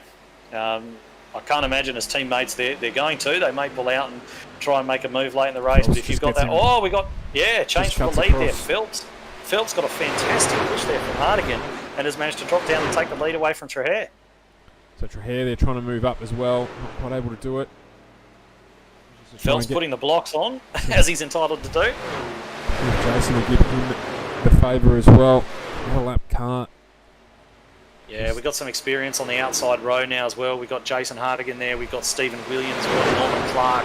Very experienced trio there up the top. As it looks as though, I wouldn't do that too often, Ruben. Phelps has opened the gate and he's lost it. Yep. So he's dropped back out of the lead now. Hardigan in a good position, taking over. Yeah. Squeezing. Squeezing past Major. Hold That's your breath. absolutely nuts. But, yeah, look, I think Phelps there trying to block that top line. And unfortunately what he's done is he's done exactly what Ryan Jones did earlier on and lost it, although he hasn't been able to recover. Hardigan hung right out to dry, though. That has absolutely screwed the good run that he was having. And now the two Mitch Motorsports teammates on the outside trying to push past Traher as well. And they've done so because, once again, it looks as though Traher not getting the greatest push there, and the two Mitch Motorsports trucks back to the lead. So well played by them, 6 to go. Patiently waiting there for something to happen that will give them the opportunity. You've got to take your opportunities when they come. Right there to do so, exactly as you've described. 6 to go. Traher back into the top line, looking for a push. He's got Phelps behind him. Yeah, Phelps has been all right so far with the push. So let's see if those guys can work together, push back up around the outside. Looks as though Phelps actually, unfortunately for Traher, abandons him. And he's dropped down into that bottom lane trying to make that one position there. But he's pulled back out in front of Traher, now trying to lead that top lane. Someone's going to pull out. Norman Clark's out there. Traher, he's kind of umming and ahhing. Willie, won't he? Pulling back out there. And, yeah, it looks as though we're going to get a bit of a top line going. Looks as though Phelps is going to try and make the move. He's led this race for a bit, and he's got a taste of it. What's more? We've got a little bit messy there in that top lane. Hasn't helped anyone, really. Yeah, they've got to form up again, because if they don't, well, it's going to finish like this. Two teammates at the front in the ascendancy now, you would say, unless a couple of these guys get together. They've only got 5 laps left to do it. So not long to go, and Phelps is doing the right thing. He's hanging out there, he's looking for help. Unfortunately, he hasn't got any adventurous takers with him. As that Masters looking to the outside, thinking, make a decision, mate. He's got to stay where he is. And looks as though Withy's got to stay down there as well. And Traher and Norman Clark going to try and push up to the back. But they've got to get on with it. Like, if you're going to win this race, the time to make a move is like right now. You've got 4 in that top line. Slide back down again to the low line. Not looking to be aggressive. We got a touch, and we have a wreck. Withy around, and Traher is involved in that. Michael Shaw involved in that as well. And you know what that's going to do? That's going to bring Ryan Jones back. It is. And it should mean we get 1 lap. Just going to have a look at what caused that one there. I think, it's very hard to tell, but I think possibly Withy, Withy's moved up into the side of Traher. And the rest is history, unfortunately. Traher actually got through pretty well, but Carl Withy, Michael Shaw, the big losers from that. Well, isn't this going to be a finish? I think we might get the... we might actually get the green-white checker here that we were referring to earlier on. Yeah, it was Withy. It just came down there, unfortunately. Doesn't look like he got too much damage, so should be able to continue. Yeah, I think Michael Shaw copped a good whack. And I'm just going to have a look back to see where Ryan Jones is. He's... was he a lap down? Looked as though he was a lap down, but he will be the first car 1 lap down, so he's going to get that wave around. He's got plenty of fuel, as should everybody by now, so we probably won't see too much in the way of takers unless they have damage to repair. But Ryan Jones, by my calculation, is going to get that wave around. And is going to be, we've seen how aggressive he's been so far, is going to be entertainment coming from the back of that lead pack. Yeah, I think you're spot on. So he will get that, not involved, will get that wave around. And it should be full pelt by the time they come around to go green. The only problem he might have is the fact he's going to have to rejoin the back of the pack, and that means he's going to rejoin behind all the guys carrying damage. Would you believe this? Pit No. lane. Oh, okay. So they must have needed fuel. Danny G, Hamish Gallagher's jumped in, Reece May, Norm Clark. So there's plenty. So this changes things completely. It's Cade Donnelly who's now in the lead. Brodie Masters right behind him. Stephen Williams, believe it or not, Luke Trahair, who was involved in that accident, is back up into fourth. Yeah, So, Luke's truck on the front's looking a bit sad. very I'm not.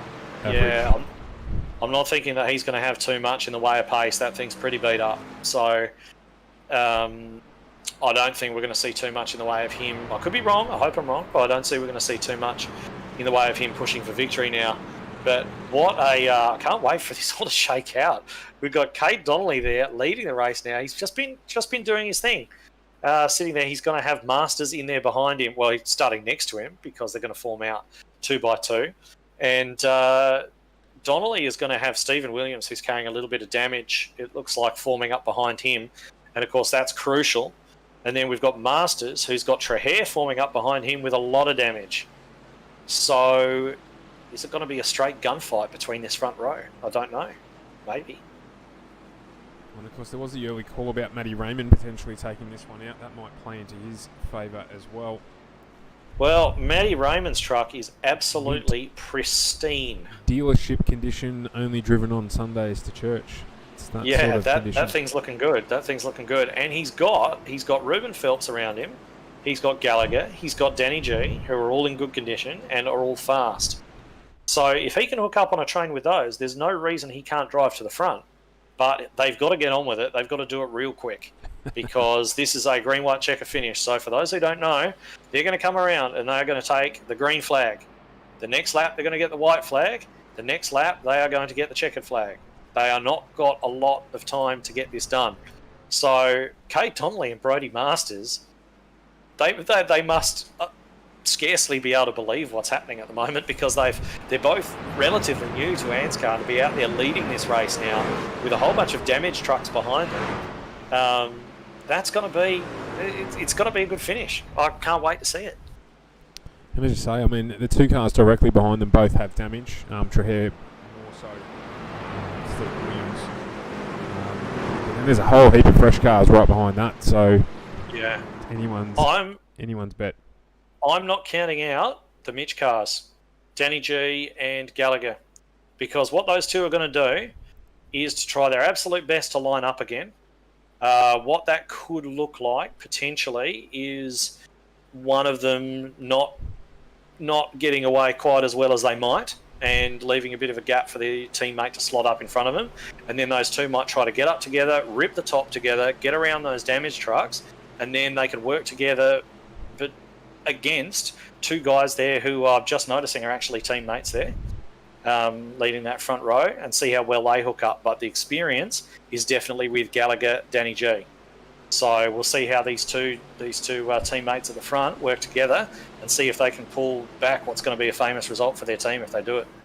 And of course, Ryan Jones, mint car as well, towards the back of the pack, just jumping on the back there. So yeah, he's got no help, unfortunately. Watch for him, yeah, by himself.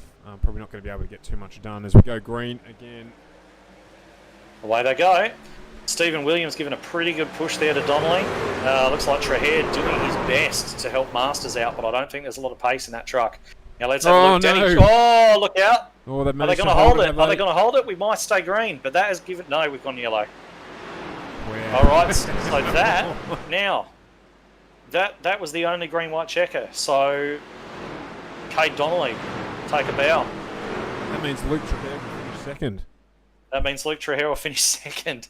So, a bit of an anticlimax. I was kind of hoping for a little bit more than that, but I'm just going to go back and have a quick look what happened, actually. Stephen Williams, I think, got a touch from someone. I noticed Brodie Masters just moved back in. I think, okay, so Brodie Masters, Trahair's tried to push Brodie, and he's actually moved down into Stephen Williams, and that's what's caused that problem. So, unfortunate for those guys. They all managed to sort of hold it. I'm a bit surprised it actually was a little bit further back in the pack. So, Paul Jackson got hit by Ryan Right, okay. And they're down Right. well on the infield in pit lane, and so that's what's Yeah. actually triggered it. So it's Paul Jackson and Nathan Rowley. Yeah, Ryan Jones is absolutely that. I expect better, honestly. He's broken every single restart rule in ANZCAR there, and he's going to find himself a penalty because he's pulled right out and tried to thread the needle. I understand the guys on the bottom were damaged and so on, but if you cause a wreck doing that, you're going to face this action, unfortunately. And that's on the count back, Brody was still in front of Luke. And in fact, I think maybe even Steve Williams might have been in front of Luke as well. So yeah, so that's disappointing because it's robbed us of a very exciting finish and not restarting properly. So that's not great. But in any event, it is what it is. Cade Donnelly won't mind because he's gone up there. He's got his first ANZCAR victory, I think I'm fairly sure in saying. And I believe his teammate is going to finish second. So what a result for that team. Can't get much better for your first race than a win, that is for sure. So, in fact, you probably can, and that's to have your teammate right behind you. So, a good result for them and a great way to start your racing history with ANZCAR. Yeah, as I say, Cade Donnelly's done a few races, but he's certainly not a long-term member by any stretch. So this is a great result for him. Great result for them. He's just got to go around, complete the laps now until they actually give him the checkered flag. So I'm assuming he's going to have the fuel to do that. He'll be able to clutch and get around. I'm sure his teammate might just give him a little bit of a push if anything were to happen to that truck. But in any event, he's going to be doing the winner's burnouts in just a few moments' time. Here he is, actually. So that's it. Oh, wow. Yeah, generally you kind of drive all the way back round, let everybody else get in the pits rather than do the burnout in front of the whole pack. But that's just, hey, look, it's his first time. So we'll just let him pop those burnouts there. Great results for the number 40 there, Cade Donnelly. And something that hopefully he's going to remember for an awful long time. Well, I think we would have been very, very surprised if after the 30 lap mark when we had actually had all green flag running, if the race had stayed that way, but not too shortly thereafter, a big accident that took out a number of the more experienced campaigners, and then followed up again by another couple of incidents late in the race. But the net result of all of that is Cade Donnelly taking out the win with Brodie Masters in second and Steve Williams in third place. So congratulations to our podium there. They will join us on the stream in the not too distant future, so do stick around for that as well. Yeah, absolutely. So looking forward to having a chat to these guys. Coming into the broadcast booth, having a little bit of a chat with them and see how he feels after such a fantastic result. I'm fairly sure both of these guys are in the ANZCAR Discord, at least members of it, so hopefully they come in. But it might be a good time, just while we're waiting for that to take place, to run through our finishing order, Stuart. Yeah, absolutely. Let's bring it up on the screen now. Should have come in. And there we go. So we've got Cade Donnelly, Brodie Masters, and Danny G. No, that is not it at all. What has that done there? No, I think that is correct. I think we've got Cade Donnelly, Brodie Masters, Danny G is what my order's showing as well. Oh, that's very interesting. Okay, my stream is a little slow. It said Stephen Williams had finished in third, so apologies for that, Danny G. We've got Carl Withy, Ruben Phelps, rounding out our top five, Hamish Gallagher, Norm Clark and Reese May, followed by Matty Raymond and Riley Curtis. We've got Jacob Shua, Michael Shaw, Ryan Jones, Stephen Williams, Luke Trehair, rounding out all those who finished on the lead lap. Brad Allison, the last of our finishers, I believe. Yes, indeed, last of our finishers. So then we had a number of outs. The list is long and distinguished. Rolex, Jackson, Sloggett, Hardigan, Stevens, Major James, Schultz, Patton, Clark, Finlay, Purnell, Carroll Walden, Dylan Aquisio, Skurlock, Wellman and Mick Taylor, all the outs for this evening from those incidents that we had early on and throughout the night. Yeah, so typical super speedway race. Started out looking as though we might get very clean, but we certainly had those two big ones, didn't we? That wiped out a lot of the potential contenders for that victory, and we wound up with Cade Donnelly getting it done. Who knows how it might have finished up if we hadn't had that late caution. Would he have been able to hold on? We'll never know. But it doesn't matter now because he's come away with his first victory. So fantastic for him. Now I'm just having a look down there in the chat at the moment, and it looks as though we've got we've got both first and second place drivers here. We do. We've got the teammates in the booth. Kate Donnelly, Brody Masters, congratulations and welcome into the broadcast booth after a surprising and good race for both of you. Yeah, mate. Yeah, it was pretty full on. Brought around at the end. Yeah, thanks, guys. It's good to go 1-2 with my team, mate. Absolutely, and certainly managing to avoid a couple of really big incidents. We're obviously expecting that to happen given the size of the field, and it's it's first race of the season as well. So, how did you find things, Kate? Yeah, pretty good. The racing was really good, actually. Like, everyone was tidy. I mean, like you said, there was a few incidents, but luckily avoided them. Yeah, pretty stoked. Sorry, I was just looking for our third place getter there, not quite there. And Brody, yourself? Yeah, pretty much the same as Cade, just in the right spot at the right time, I guess, when the accidents happened and avoided them, I suppose. And how close did you guys run with fuel? So both of you pitted on lap 46. We saw at the last caution period there, a number of the drivers all jump through and get a splash and dash to try and get this one finished. Yeah, it was pretty tight, mate. I think I had 6 litres on board, so yeah, it was pretty close. And I was the same. So luckily not too much more running to go there. Danny G's jumped in at the booth as well. Congratulations, Danny, on third place. Yeah, thanks, fellas. How you going? Very, very well. I do have just a couple of questions here for the top 3 getters, especially Cade. Start with you. You found yourself, gridded quite well, qualified quite well, and then had to sort of you dropped back a little bit, found your way back at the front. There was lots of swapping for the lead, lots of guys getting good pushes on the outside row, but it seemed as though, for the most part at least, you were content to stay down on the inside and just kind of ride it out. Was that a strategic thing? Was it just what you felt at the time, or was it just the fact that you weren't necessarily looking to get pushed from anyone around that outside row? Well, I think when it was happening, it was pretty early on, so I reckon it was a safe bet just to drop back and let things unfold. I mean, there's a risk of getting caught in something, but yeah, it paid off, mate. Yeah, worked in the end. Doesn't matter now. Absolutely worked fantastically well. And, of course, on to your teammate Brody there in second place. Great result for you as well. Came up from, I believe it was 12th on the grid and made your way forward and seemed to use a very similar strategy as Cade. Just basically running that bottom line. I think we did see you poke up a couple of times, but for the most part ran on the low line. It all just kind of unfolded in front of you. Was that the way you saw it, or how did it play out from your point of view?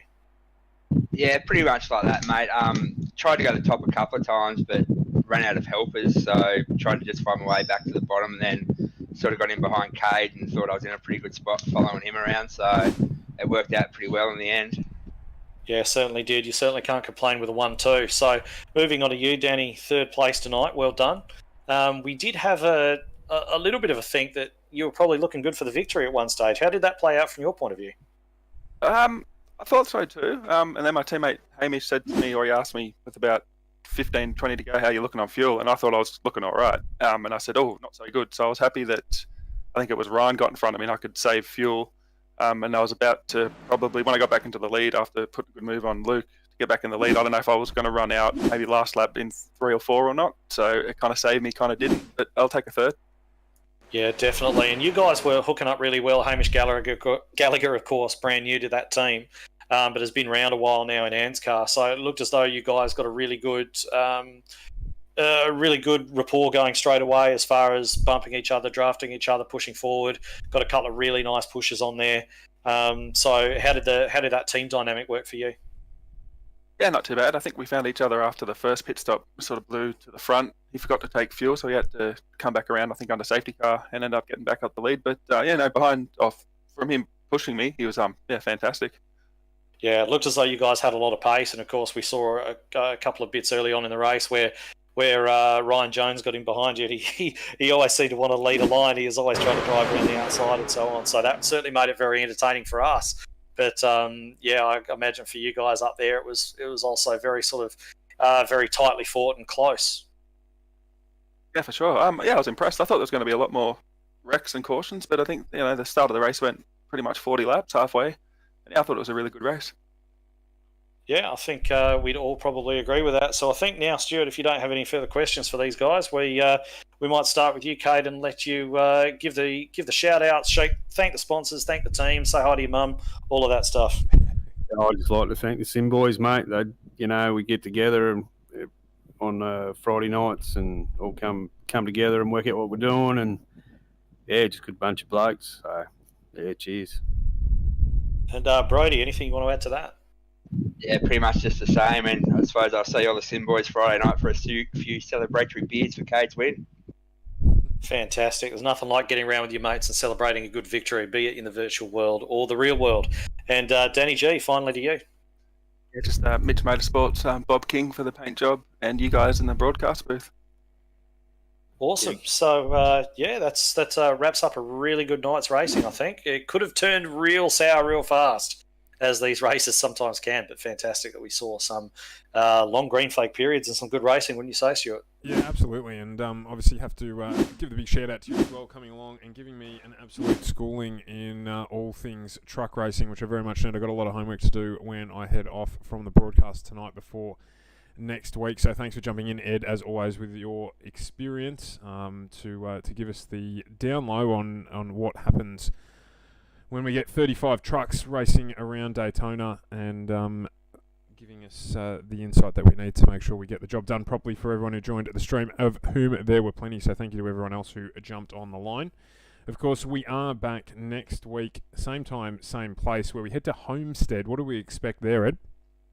Well, Homestead is, it's still in Florida, I can tell you that much, but it's a bit of a different layout to Daytona. It's what they call a paperclip sort of layout. So 2 straights with a 180-degree turn at each end, mile and a half around, and quite fast, quite steeply banked, some good progressive banking there. So more steeply banked up against the wall than it is down low, which is designed to try and give some double file racing. We don't really get it so much on iRacing yet as we do in real life.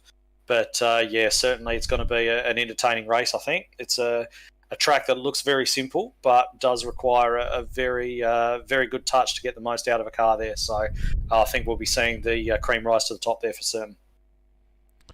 Well, we're looking forward to that most definitely. So, as I said, same time, same place next week for some more of the truck action. A very enjoyable first round to the season to get things underway here, and of course you'll be able to catch more of the ANZCAR action tomorrow night as well. So I believe we've got the ANZCAR cars on tomorrow night for their first round as well, so do keep an eye out for that. Of course, if you're tuning into FGM Cast tomorrow night, we have the grand finale of the Oz Pro-Am Sim Series, 1.5 hour enduro from Mount Panorama. So if you're looking for some more action, then do jump onto the stream. I'll be on again tomorrow night from 7:45 to bring you all of the action from the last round of the Oz Pro-Am Sim Series for its Season 2 finale, so don't miss out on that. Yeah, absolutely. And as far as ANZCAR goes, as you mentioned, we've got this is our Daytona Speed Weeks that launches our season that goes all year long. So we have the trucks obviously here tonight. We've got ANZCAR on tomorrow night. We've got a day off on Thursday, and then everything starts to ramp up for the Daytona 500. So the Cup cars will be involved in the Clash. That'll be running the Daytona Road Course on Thursday night. Then we have qualifying on Friday. Saturday we have the Twin 125 dual qualifying races. And then on Sunday it's all go for the 500. So big week for ANZCAR. And big week for all of us here, so can't wait to get out there and have a go myself. And for people wanting to tune in to the 500, where can they catch that? They can catch that one on SimShed Broadcasting. So they're running our Cup streams this season. So if you head over there, they can watch. You'll be able to watch the Clash there. You'll be able to watch the Duels and of course the Daytona 500 on Sunday afternoon. I was about saying, just roughly what time does that kick off for people who want to tune in? The duels and everything are in the evening, so very similar time to tonight. So is the Clash. The Daytona 500, depending on where you're watching in Australia, is going to be sort of in between 1 o'clock to 3 o'clock, depending on what state you're in. Fantastic. So plenty to tune in to there from ANZCAR as always. So that will wrap up the this evening's proceedings. So again, thank you very much for jumping on, Ed, and we look forward to catching everyone who tuned in throughout the stream next week here on Monday evening. Thank you very much for watching, and we will catch you then.